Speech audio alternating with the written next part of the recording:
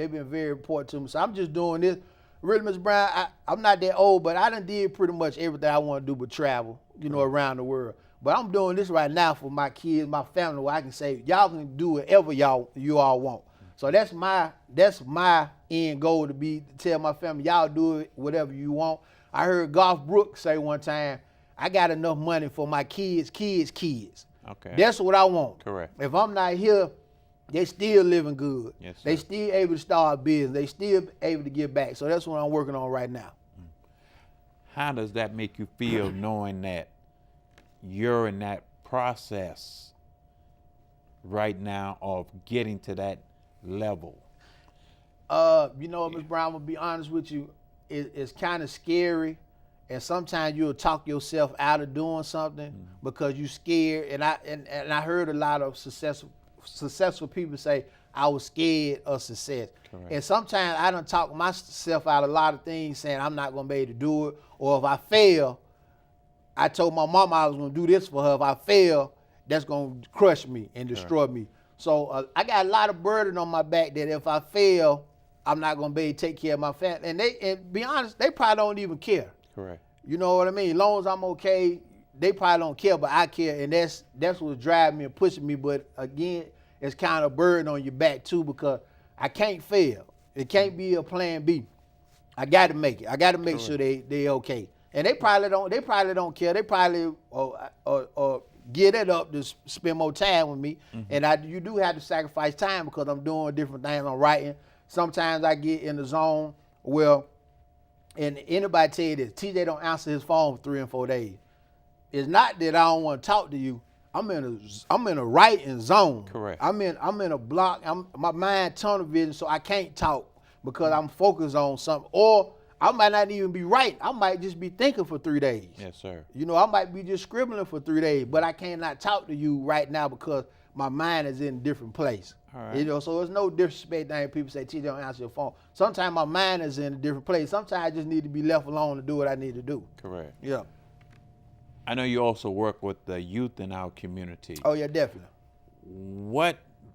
How does that feel to know that you are getting involved in these young men, women, or whatever lives? Yeah, so, when I was growing up, I had, we played West Park. We from Nation 4, so we had Don Love in our life. We had Mr. Thomas Gillum in our life, Mr. Carl Walker Sr. in our life. And we had father figures who took us to practice and picked us up and dropped us off. Lou Glover picked us up and dropped us off. So that played a big part of my life. Now I went to South Mega. We had Melvin Billingsley.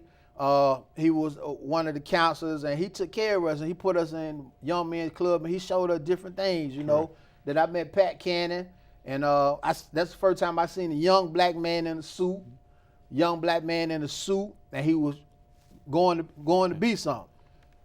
We're gonna take a break. Okay. Ladies and gentlemen, we'll be right back. Yes, sir.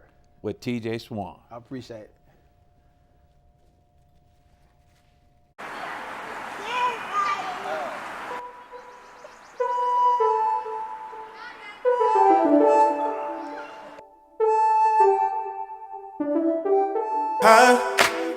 We must be high, so they're trying so hard to stop what we've got, but we don't give a damn about what they try to do. They can't come in between us two, me and you. You know you're mine. You're my coffee in the morning, babe. My relief when I'm off frustrated. The cure when my body's aching. You're my baby, that's not changing. My eyes, but I can't see what it is you see in me. The hell when I'm helpless, baby, that's why it makes them wonder why they can't get nothing from us. They gon' try, I know they want you, but you belong to me. And I know they gon' try to take, they gon' shoot that shot and try to break you. We don't care about what they do, 'cause you belong to me. Shook. They must be shook. Just one look is all it took. I'm hooked, and nobody can ever say we aren't meant to be. 'Cause I've got you when you got me. They see, baby, you're the night to my moonlight, baby. Hold me tight when I go crazy. Damn right, I fight for us, baby. Just don't change and I'll be singing. My voice when I can't speak. My strength when I get weak. These niggas can't make me jealous. I feel as that's why you guys. It makes them wonder why they can't get nothing from us. They gon' try, I know they want you, but you belong to me. I know they gon' try to take me, they gon' try and try to break me, but we don't care about what they do, 'cause you belong to me.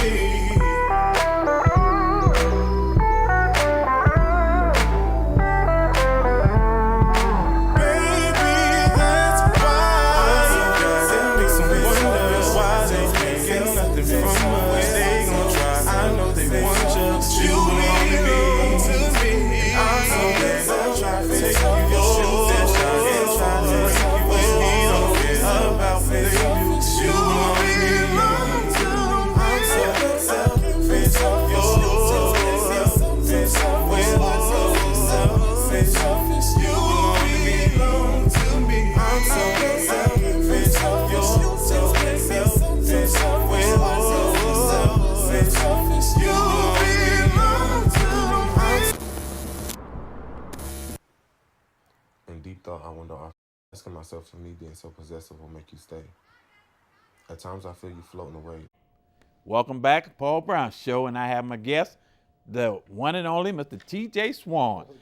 Mr. Swann, let's talk a little bit about the youth in the community, and then we're going to get back on your books that you have. Okay, youth in the community, my brother Aaron Alexander, he has an organization, EA Prep Stars, basketball.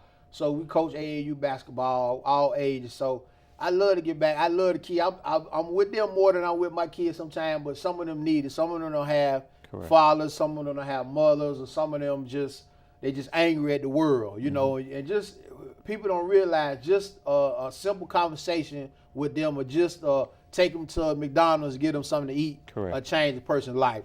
And you can't, with kids, you can't keep telling them they can't do something they can't. You gotta listen to them, you know, and you gotta let them know what you did wrong in the past too. You can't come to them all holy and now, and you gotta tell them, I did X, Y, Z too. Matter of fact, I did it 2 times worse than you, but I'm trying to get you so you don't waste 4 or 5 years of your life like I did.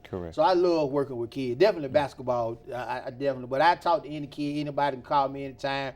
We can talk. They got a business. What I'm doing now, my son going to A&T in August. This will be his first year engineering. So I'm just telling him, you go to school, but you take business class all the way through school. You can come home and work for somebody 3 or 4 years, but by the time you get out of finish with that, I'm gonna have you a business plan up.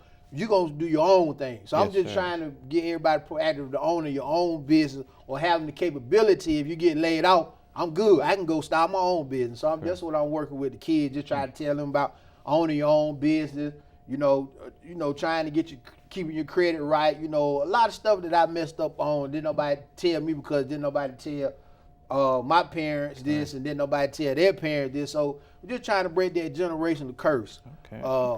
That's what I'm trying to do with the kids. I know a lot of parents want to get in contact with you, find some more information about trying to get programs for their kids. How would they get in contact with you? Well, if you want to do the AAU organization, go to eaprepstars.com, or you can email me. My email is tjswann, that's TJSWANN, 2 N's, tjswannlive@yahoo.com. So you can email me anytime your kids having a problem or they need some mentorship. We got that available, and I got a whole group of guys who would love to talk to them. Correct. Yeah. All right, so we're going to go back to the book that you have, because we had a caller who wanted to know a little bit more about your book. The book, Why the Preacher House Bigger Than the Church. I know everybody loves the title. We want to know about that. But it's just a metaphor. You got to read the book because it's different. And we're going to do a play with that too. That's going to take a little long because I got, 10 characters, so that's a lot. Yes, sir. But Why the Preacher House Bigger Than the Church, this is a metaphor about how a pastor take money from the church and just build this empire, and then you got people giving you their last $5 and $10 for a hope and dream that they might not never get, and you just living good. So I definitely don't like that. I'm not saying that's all preachers or all ministers, but the ones who doing that, I definitely have no respect for it at all. Correct. You know, and I don't mind you making money and you spending time, and that is a business profession. I don't mind that. But for you to be living 10 times better than 90% of the people who go to your church or whatever, that's a problem. Yes, sir. Yeah. Yes, sir. So I wrote a book about it. So it's a metaphor. The book don't have nobody's name in it. Yes, it does have some people's name in it. But I didn't write it directly for anybody. I wrote it for how I felt. Correct. Yeah. So TJ, I know we going back, if you had the chance to turn back the hands of time, what is something that you did in life earlier that you would change about doing it now? Well, like I said, Mr. Brown, I wrote for the newspaper, and back then I said I didn't want my mind racing for new ideas. Correct. But that's what I was supposed to do. Yes, so I sir. would have took advantage of A&T. We had some of the best broadcasting equipment. I could have had a whole studio right now. You know, I could have put my money into a whole studio and been writing. I could have been at that level right now. And I beat myself up about that a lot too, because I'm saying I'm getting older. I should already have X, Y, Z. But no, I had to go through a process to appreciate what's about to come to me. I had to go through a process to see who my real friends was and who wasn't. I had to go through a process to follow to see that this gonna work and this not gonna work. So anybody out there who just down not where you want to be, you gotta go through a process. And I heard a lot of comedians say that some of the new comedians with social media, they got famous too quick, and they're not gonna have a lot of material in the future because they haven't went through a process. And most of the comedians come from hardship, Correct. laughing at their hardship. So I'm going through the process. So I talk about this with my grand. I went through a process. You know, none of this happened overnight. Me and my cousin Travis, we had a FBI rap group when we was in school. So I've probably been at this since I was in 11th grade, 10th, 11th grade, entertaining. And that's always been my gift. I just didn't know how to rodeo it in. Correct. But now I know how to rodeo it in. Now I'm getting around the right people. Now people see my vision. But it took a while. But I'm here, Mr. Brown, and it's gonna be some fantastic things coming up. And you can see it then. Can't you I can see it. I can feel it. I can see it. I get a little discouraged some days, but I just know I'm just gonna have this story one day, and I'm gonna tell the story, and it's gonna help a million people out, you know. So I get a little discouraged some days, saying when it's gonna happen or when I'm gonna meet that right person. But I got to be ready. When the opportunity knock, I'm ready. When somebody knock and say, TJ, what you got to show me? I got I got nothing but tablets in the house, right? I got everything. What you want to see? Okay. Yeah. To the entrepreneurs out there in our city, what advice would you give them? Entrepreneur, first of all, you need to, get you a good game plan, get you a good team together. You got to have a team. You can't do it by yourself. And I did this a lot of times. I was so arrogant sometimes, I didn't want to listen to anybody's idea. You got to take yourself out of the equation. Okay. It's not about you. You got to go for what the consumer wants. So you got to listen to ideas that you want, that you might not like, but it's not about you. So, and I'm still a little arrogant with some stuff because a lot of stuff I have wrote, a lot of stuff I have done by myself. But I think you got to take your feelings out of a lot of things. I think that's what I advise. Take your feelings out of things. Get you a team. Read as much as you can. Study as much as you can. Look at YouTube as much as you can. But I think the team more important than anything. TJ, we're about to wrap it up. I really appreciate you coming on the show, and anytime you want to come back, just let me know. Remember, I appreciate you. Thank you for watching the show. You be encouraged.